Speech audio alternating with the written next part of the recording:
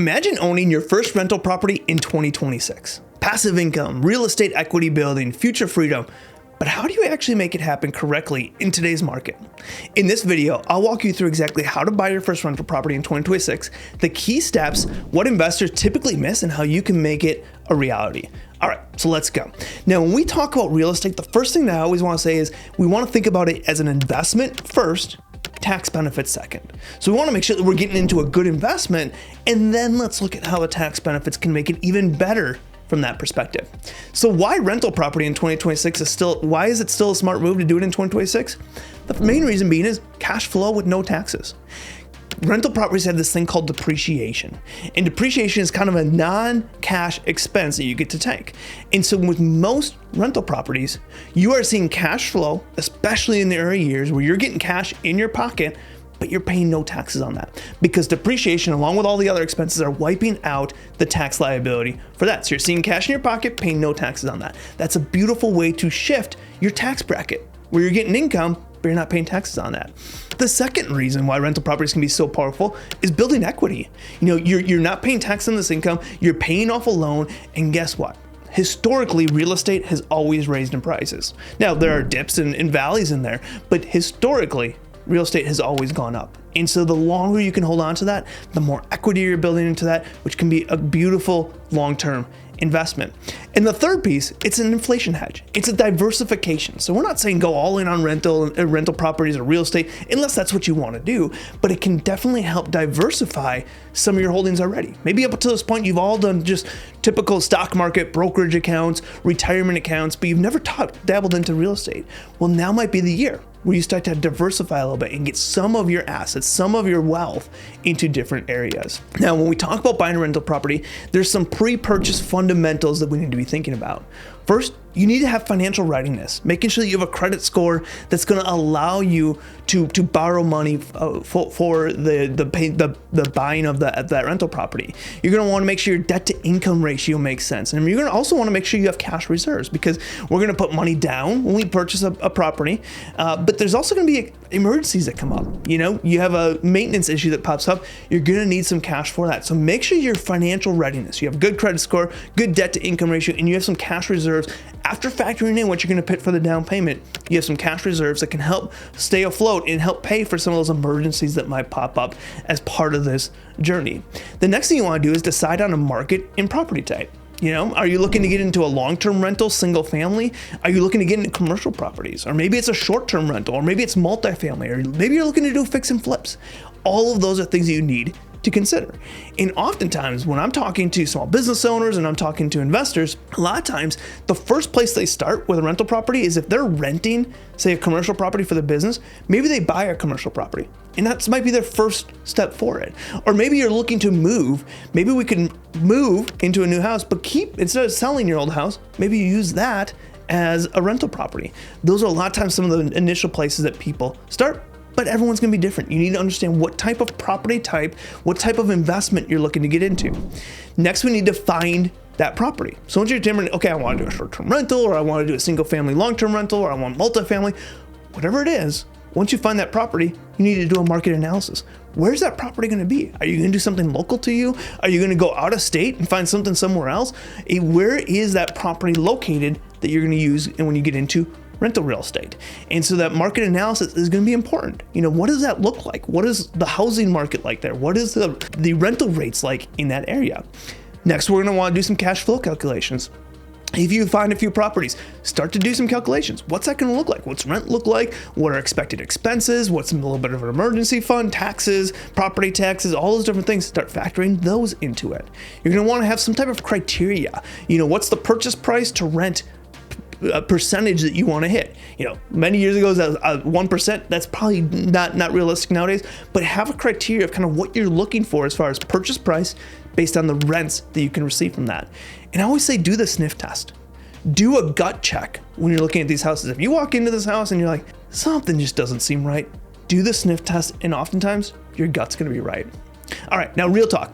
When I first started, I had no clue what I could actually write off as a business owner, and that's why we created the Tax Savings Starter Kit. It's free, it's packed with real life deduction strategies, and it includes a discovery call to ask your questions and meet our team. Just head on over to taxsavingspodcast.com/starter kit. You'll thank yourself come tax time that you made this step. So if you haven't done that yet, go to taxsavingspodcast.com/starter kit. Okay, so the next process is once we've done all that, we're financial readiness, we've determined which area, market, we've done all that study.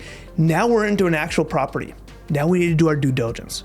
We need to do a property inspection. Make sure that everything from that standpoint is up. And when I first started buying houses, this happened to me. We found a basement that walls were collapsing. Now, I personally am not a handy person. I wouldn't have recognized it, but that property inspection helped bring that aware to us. It made it clear this was not a house that we wanted to be involved in. Without that property inspection, we probably would have dived right into it. So do a property inspection. And next you want to do a rental income projection. What does the rental projection look like? What type of expenses are we doing? Run that cash flow analysis. What is, we need to plan for vacancies. If we do a long-term rental, what happens if there's a vacancy? Let's plan for what that looks like. Have a reserved factor away for that. And the final piece, and this is specifically and very important, especially if you're looking into short-term rentals, is you gotta need to look at the legalities and regulations of where you're looking at, especially in 2026, because there's a lot of places that don't allow you to short-term rent. So you could buy a property that you think you're going to short-term rent, but then you find out that you can't. Those are the things that you're going to want to be looking for when you're looking at a specific property. Look at the legal piece, look at the regulations in that specific city, location, area, neighborhood, and make sure that what you want to do with that property is allowed and able to be done there. Next, once you purchase that property, you need to start managing the property. You need to determine, am I going to self-manage this, or am I going to hire a property manager?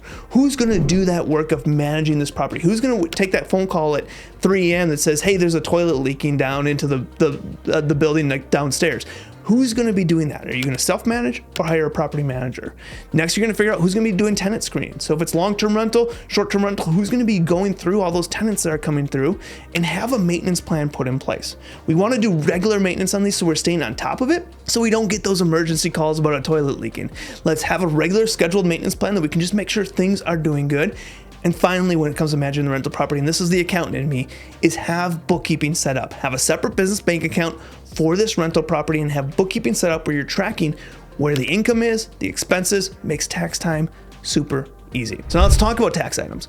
Like I said before, with rental properties, you have this thing called depreciation, and that is taking the cost of the building and expensing it. And that is the form of depreciation. Now, typically depreciation, if it's a long-term rental, residential rental, you're going to depreciate that over 27 and a half years. If it's a commercial property, you're going to depreciate the cost of that building over 39 years. So it's spread out equally. Now, if you are looking to use real estate to help from a tax perspective and potentially offset other income, first we'd have to look at a real estate professional, or maybe it's a short-term rental loophole strategy, whatever it is. But if you're looking to create a big deduction, a big loss in year one or upfront to offset other income, if you qualify, and there's a big if there, we need to make sure that we qualify for that. We might want to look at something called a cost segregation study. What a cost segregation study does is it breaks that big building down into a bunch of mini pieces. So instead of depreciating a building over 27 and a half years or 39 years, we're taking a portion of that building and we're saying, okay, flooring, we can depreciate quicker. And we're taking, electrical work, we can depreciate quicker. And toilets, we can depreciate quicker. And so now we're able to use bonus depreciation or Section 179 expensing and accelerate at least a portion of that building cost, which can create massive year one losses that may be able to offset other income, especially if you're a real estate professional, qualify as a real estate professional, or you're looking at the short-term rental loophole and meet all the qualifications for that. Now, one thing when we talk about real estate is people ask, well, what's the exit strategy? We're depreciating this, our basis is going down. And so the best exit strategy when it comes to real estate is dying. When you die, your heirs, whoever you're gifting this or giving this property to after you pass away, your heirs receive that property at a stepped up basis, which means that if they go and sell it the next day, there's no gain, there's no depreciation recapture, they just get the sale proceeds and that's it. And so that's when we talk about real estate, the best exit strategy is to die. Now, we obviously don't want to think about that all the time. So what are some other options? Maybe we look at a 1031 exchange, and a 1031 exchange can be a way where we can push that can down the road, where we can exit a rental property, we can exit a piece of real estate, as long as we reinvest into a new piece of real estate at equal or greater value, and we can keep pushing that can down the road, where then we might use the die strategy down the road. All right, so what's next? Are you going to do a new deal every year, every other year? Is this just a one-time thing? Start to make a plan. Once you're starting to get real estate, you're going to get that real estate bug, which means that you want to just get more into it. You love it. You love that passive type income concept, and you want to keep diving into more of it. So make out a plan. Kind of what is your goal of how often we want to get to rental properties? Maybe we start with a single family now, and then we move to a multifamily, or maybe we start with a commercial property, and then we want to get into a multifamily, or maybe we're doing fix and flips. I don't know what your situation is, but start to, now that you're getting into real estate here in 2026, start to make a plan. What's 2027 look like? What's 2028 look like? So that's your roadmap to buying your first rental property in 2026. Use the steps, avoid the pitfalls, and stay disciplined. You are on your way to real estate ownership and passive income. If you found this helpful, don't forget to subscribe, hit that like button, and share it with a business owner who's sick of paying too much in tax. And if you want help from our team of tax professionals implementing strategies like this, along with so many others, visit us at taxelm.com. That's TAXELM.com, or click the link in the description for a free discovery call. We are helping people like you legally lower your tax bill every single day. I will see you on the next one.